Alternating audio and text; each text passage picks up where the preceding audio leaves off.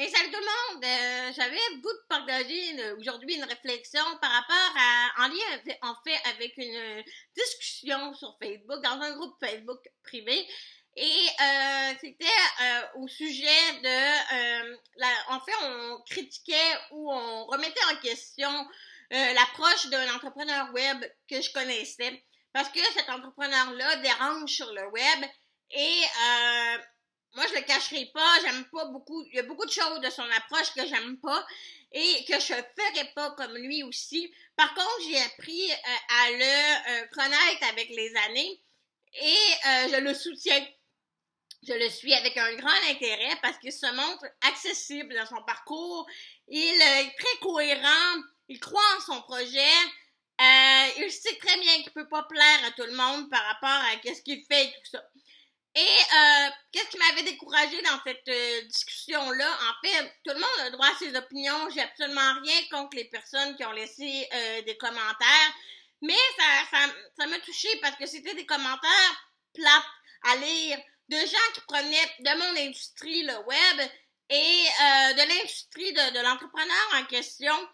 Et c'est facile aujourd'hui, c'est tellement facile de critiquer une approche d'un entrepreneur en tant que tel, de sans être vraiment constructif, si on peut dire.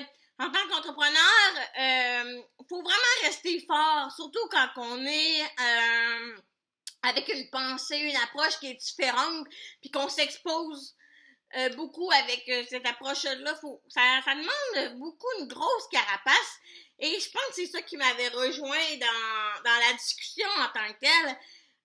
Faut accepter d'être critiqué, mais c'est plate quand c'est des gens de ton industrie, on dirait que ça te touche encore plus, si on peut dire. Et avant de faire cette vidéo-là, j'ai parlé à la personne, en fait, à qui on faisait référence, qui est Olivier Lambert, pour m'assurer qu'il soit à l'aise que je parle de lui. Donc, juste pour vous donner un exemple, donc, je vais te donner un exemple parce que j'en parle beaucoup aussi dans mes conférences, dans mes formations. Alors, l'entrepreneur en question qu'on critiquait un peu l'approche, c'est Olivier Lambert. Olivier Lambert, c'est un jeune entrepreneur web qui s'inspire beaucoup des méthodes américaines, de marketing américaine. Donc, lui, il fait beaucoup de marketing, si on peut dire, et il est très bon dans ce qu'il fait. C'est une vraie machine, sérieusement. Il n'y a pas beaucoup d'entrepreneurs comme lui au Québec. Donc, il est encore dans la nouvelle vague de marketing, si on peut dire, parce qu'on a un certain retard.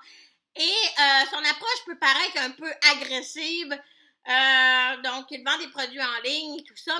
Mais il réussit. Il vit de ça. Il a quitté son emploi à temps plein pour vivre de ça. Comme je le disais, il y a beaucoup d'affaires qu'il fait que moi, je ne ferais pas. Et donc, c'est ça. C'est simplement je pourrais citer d'autres personnes aussi dans d'autres industries.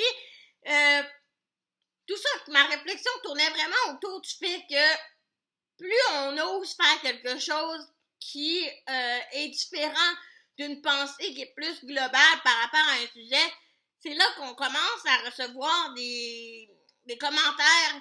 Mais quand ça vient de notre industrie, ça peut nous toucher encore plus que de gens de notre industrie, ça peut nous affecter encore plus.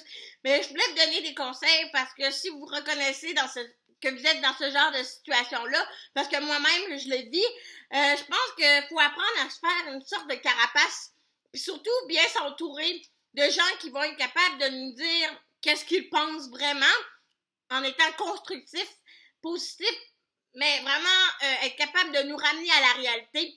Il faut aussi continuer à bâtir la crédibilité. Comme moi j'ai fait, ça a été vraiment long avant de bâtir ma crédibilité, mais là maintenant que on reconnaît mes efforts, que les gens, je fais des conférences, des formations, les gens me sollicitent pour des articles aussi, des entrevues et tout ça. Ma crédibilité est déjà faite, donc c'est plus facile pour moi d'exprimer par vidéo toute ma démarche et tout ça aujourd'hui. Mais la crédibilité, bâtissez votre crédibilité, ça peut être long, mais travaillez fort là-dessus. Puis surtout, restez cohérent pour y parvenir.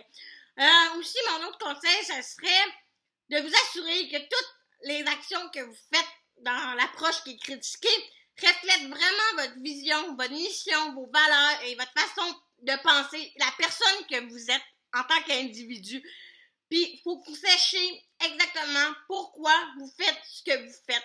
En ça, c'est vraiment le cœur, parce que c'est ça qui va vous ramener à la réalité. Quand vous allez recevoir la critique, vous allez pouvoir penser à tout ça. Non, non, c'est vrai, ça répond vraiment à ce que je fais, puis je suis vraiment à l'aise avec ce que je fais.